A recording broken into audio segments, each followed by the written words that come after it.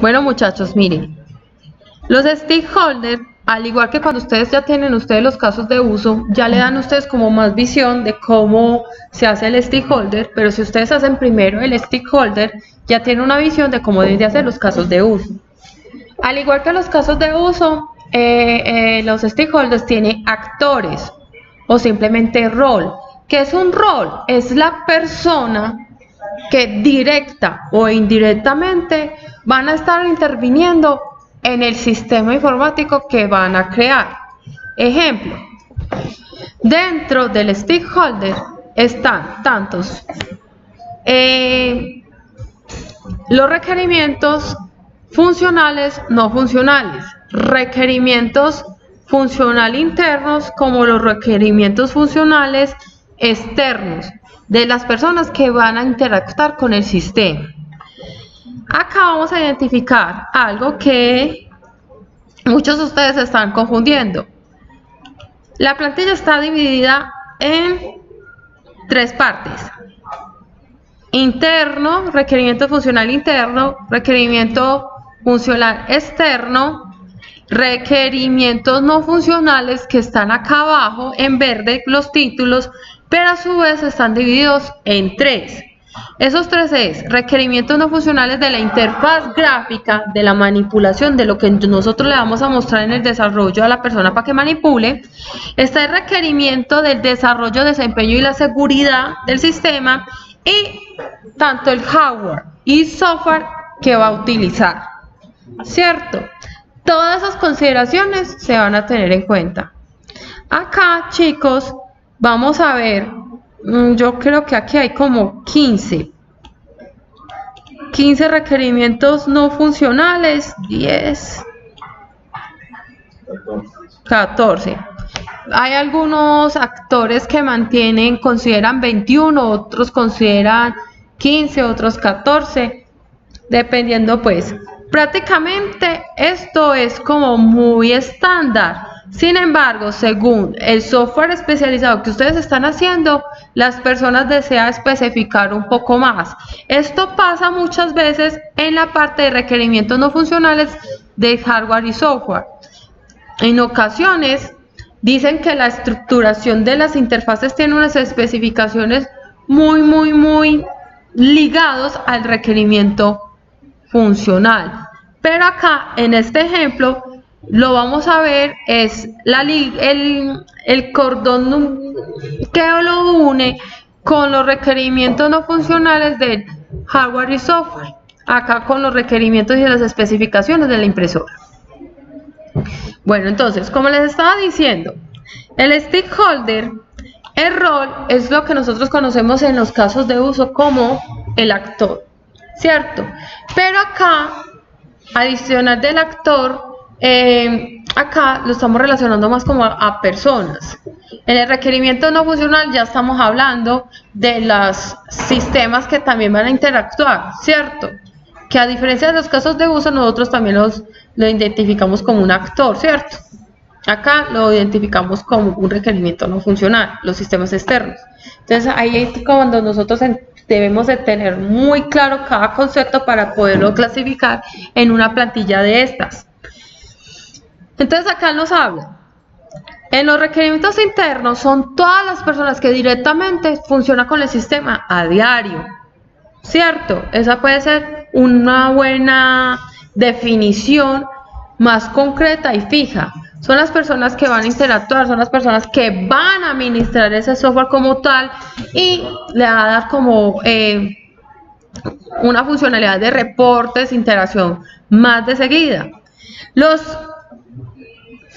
requerimientos funcionales externos son aquellos, lo que digo acá, rol, son aquellas personas que transitoriamente van a estar trabajando en ese software. Por ejemplo, los carritos de compras es un ejemplo muy vital o muy simple para ustedes identificar cuáles son requerimientos internos, externos, ¿cierto? Que pertenecen a un rol, tanto interno como externo. Por ejemplo, un cliente. ¿El cliente es vinculado a la empresa? No, él transitoriamente va a estar consultando los servicios en el sistema para comprar, ¿cierto? ¿Quiénes son los que están interactuando y vigilando las compras que hace el cliente? Los internos. Hay que tener en cuenta que los proveedores también pueden ser externos, la sociedad, dependiendo pues del país, el gobierno. Aquí en Colombia existe, por ejemplo, que Cámara de Comercio, que la DIAN. Todas estas personas, más que toda la DIAN, es una de las que más interfieren en los sistemas. Eso vale, caen, ¿cierto? Por ejemplo, el contador. Muchas veces las personas lo tienen como externo, porque el que hace toda la contabilidad es el auxiliar contable, y el contador lo único que va es visitar, verificar, firmar y ya. Chao. ¿Cierto? Entonces, dependiendo de la funcionalidad del cliente, del contador, algunos diseñadores de software lo tienen como interno o como externo. Entonces, acá vamos a explicar cada una de las siglas que ven ahí, los códigos. ¿Qué significa SHI? Significa Stakeholder, son como el acrónimo o la abreviatura de Stakeholder interno. Y los números es como la cantidad. Entonces aquí hay ¿cuántos roles? 5, ¿cierto? ¿Qué significa RF? RF significa requerimiento funcional. Los números es la cantidad. Entonces acá ¿cuántos requerimientos funcionales hay? 8. O sea, una persona, un rol puede tener varios requerimientos dentro del sistema. Nosotros identificamos todas las personas que van a interactuar con el sistema. Acá va a estar el gerente de operaciones, director de alistamiento y distribución, coordinador de despachos, reportes, auxiliar de despachos, reportes, operador de ruta, ¿verdad? La descripción o definición es como el perfil de la persona dentro de la empresa. ¿Qué hace el gerente de operaciones? Contesta esa pregunta. ¿Qué hace? ¿Qué hace el director de alistamiento? ¿Qué hace el coordinador? ¿Qué hace el auxiliar? ¿Qué hace el operador? Entonces el operador, ¿qué hace? Esa es la definición de él. Acá va. Persona responsable de reportar guías y realizar las entregas asignadas.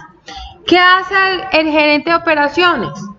Persona encargada de dirigir, coordinar, aplicar y controlar las operaciones, aumentando los procesos de calidad y producción. Esta persona necesita que el sistema haga algo por él. ¿Cuál? Ahí empiezan los requerimientos que desea que el sistema haga por él. ¿Cuál? Generar informes que le permita tomar decisiones. Ahí es como que muy general ese requerimiento funcional. Yo podría preguntar más detallado, ¿qué tipo de informes? Ahí es cuando el caso de uso me dice qué tipo de informes, que generar informes de tal, ¿cierto? Acá también lo podemos hacer, ¿cierto? Por ejemplo, el de director de alistamiento y distribución, ese es el rol. ¿Cuál es su definición? Responsable de garantizar que las pruebas de entrega, de evolución y correspondientes al cronograma sean despachadas. Él tiene dos requerimientos que desea que ese sistema lo haga. ¿Cuál? Registrar el cronograma de pruebas, entregas y devoluciones, realizar el seguimiento de cronogramas de actividades diariamente. Puede tener otro requerimiento, un tercer requerimiento por parte de él, que le genere como una estadística, ¿cierto? Y así sucesivamente vamos sacando, vamos desglosando las necesidades de cada uno de ellos. Acá prácticamente ustedes no hacen nada, o simplemente, por ejemplo, si está ligado a uno de estos requerimientos, lo puede colocar acá. Pero esto es muy estándar, aunque ustedes los pueden especificar más según las necesidades. Ejemplo, requerimientos no funcionales de interfaz de usuario. Perceptible. La información se muestra al usuario en forma clara y el contenido en cuenta que entienda los contenidos. Es decir, acá lo que está buscando, muchachos, es que el sistema no tenga que estar cada rato una persona al lado diciendo, ese botón sirve para esto, ese botón sirve para aquello. ese botón, ¿cierto? Operable. Muchachos, no crear botones a la loca y que eso no sirva para nada.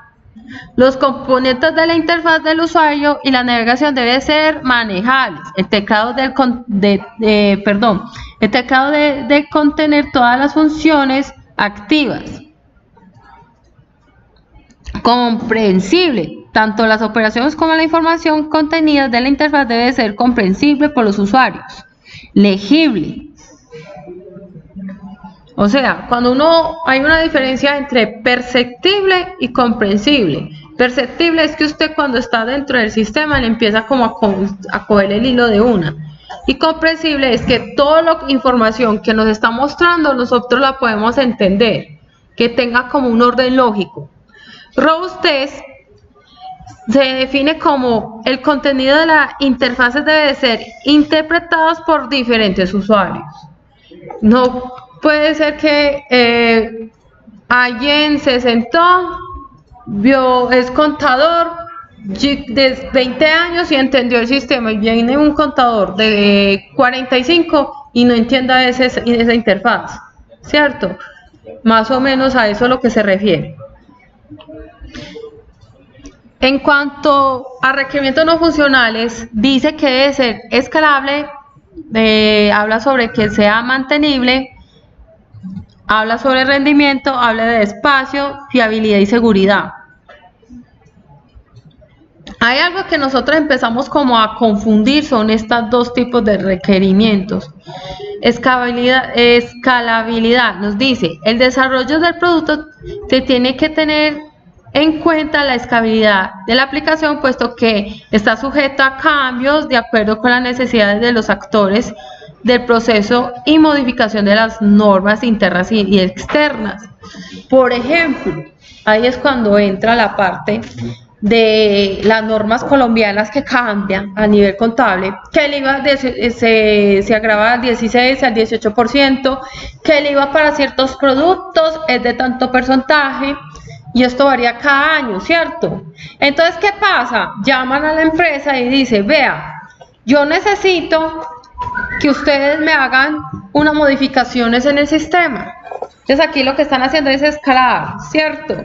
Y aquí en mantenimiento hay una funcionalidad de que dice que permitan hacer actualizaciones, barridos de información o sistemas pues que ya no tienen como funcionalidad. O sea, yo para qué voy a utilizar el 16% en el sistema sabiendo que ya estamos al 18%, ¿cierto? La seguridad informática es algo muy vital, se rige bajo 3 normas ISO, que es la 23000, la 31000 y la de calidad pues que la ISO 9000, ¿cierto? Entonces, chicos, la que es propia de la seguridad informática es esta, que es estándar, donde nosotros le garantizamos al usuario que el software va a estar un 90% seguro, y si ellos cumplen unas características y nosotros otras, podemos mitigar mucho los ataques a nivel de seguridad informática.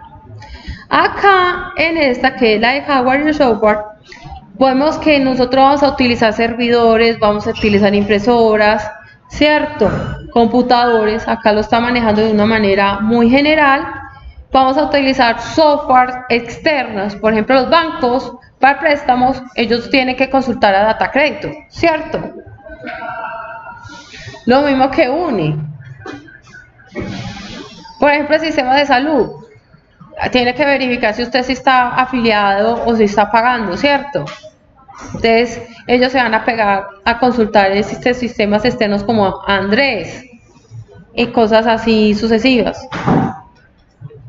O ejemplo, los consultorios médicos, las IPS, con la EPS, hacer convenios de software con las empresas para que si usted se hizo los exámenes médicos en un laboratorio que tiene convenio con la EPS, el médico cuando lo esté atendiendo, eso le pasa mucho a los abuelitos, mejor dicho, eso le pasa mucho a mi papá, que deja los resultados del examen de sangre en la mesa, bacanísimo. ¿Cuántas veces no devolverían a mi papá? ¿Qué hace con el viejito? Señor, ¿usted dónde se hizo los exámenes de sangre? En tal parte. Entran a la base de datos de esa empresa y empiezan a consultar los resultados de mi papá del examen los exámenes médicos. Mira. ¿Ah?